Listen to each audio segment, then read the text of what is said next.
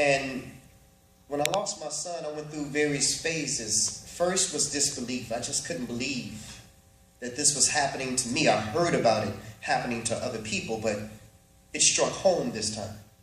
The second phase was anger. I wondered why God couldn't take one of those who were out there actually doing things like raping people and killing people and all these other things that were going on in the world, the people that were perpetrating these things. Why couldn't you choose one of them? Why did you have to choose my son? And so there was a time when God and I were not on speaking terms. And this was the peace that he gave me. It's called E.G.O.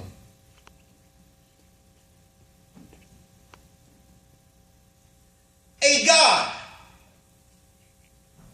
where you at? I've been looking for you. Seems like you've been avoiding me or something. And I've been searching for you for years with no answer, just anticipation. And I've been going through this transformation, but every time I call on you, God, it's like I get put on hold. And they say that you hear all and that you see all, but seems like you ain't never available, God, when I call. See, y'all, I remember it was January 91. I had just left Simeon's Martin Luther King ceremony speaking. I wasn't feeling too well that day. Little did I know that all the while, my appendix had been leaking. And where were you, God? Just what I thought, nowhere to be found. And if it wasn't for my son's mother convincing me to go to St. Bernard's Hospital that night, Black Ice wouldn't be here at St. Xavier right now. And where were you at, God, that morning when I went to work and when I got to 123rd and Kesey, right by the cemetery, this lady ran the light. The last thing I saw was headlights. A 3-car collision that almost took my life, but where were you, God?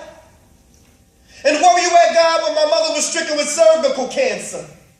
She's been going to the Kingdom Hall, serving him since before I was born, and we both called on you and you still didn't answer. Come on, God, this is my mother. Tell me, is this how you treat all your sons and your daughters? And where were you at, God, that day my son died? I sat there at the University of Chicago and I watched them come back twice. You could have intervened. You could have saved his life, but where were you, God? And where were you at, God, when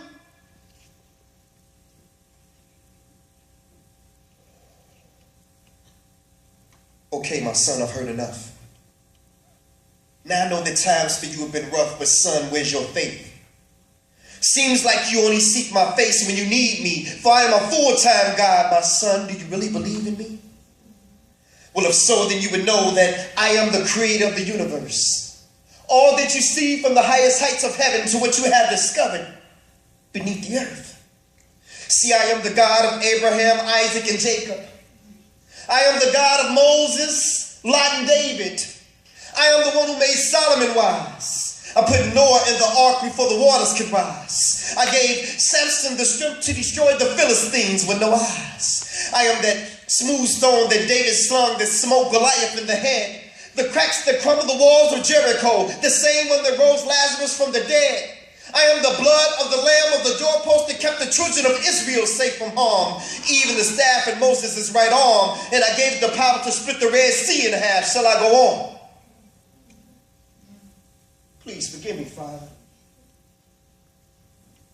He said, no, son. I already have. But see, like Jonah, you've been running from your mission. I've been trying to reach you and speak to you for years, but your ego just wouldn't let you listen. When your appendix was spreading poison through your body, I was the voice that spake through your son's mother warning you. And do you remember what you promised me, my son? Yes, Lord, I do. I promised you that if you allowed me to make it through, then I would turn my life over to you. But what did you do? You continued to play. So I spoke to you again in the form of a 3-car collision, but I allowed you to walk away that day. And have you ever asked yourself the question why the accident was by a gravesite? I was showing you that the road that you were traveling on ended at the cemetery if you didn't change your life. But you still didn't listen. And as for your mother's cervical cancer, I am the reason why your mother's cancer is in remission. And I know your son's gone. But his body was sick, so I relieved him of his pain, and I called him home. And yet and still I stayed by your side all those moments that you felt alone, yet you still rejected my truth. If you only could have put your ego to the side and listened to all those whom I sent to you. Lord, you mean to tell me, well, all the while I was waiting to hear from you, you were sending me messages through all those whom I rejected? Yes, my son, this is true. And instead of focusing on the guides, submit to the truth that you find inside. For Satan is the one who subtracts and divides, but he is the one who adds and multiplies. I'm telling y'all, he opened my eyes. And so to those of you who can't accept the truth, because your ego won't allow you to accept who the truth is coming through, take this as a lesson. Because see, God just ain't using these pastors today, because asking some of these pastors questions is just like asking blind men for directions. But it's the truth that counts. And see, family, in this case, my ego just wasn't my ego.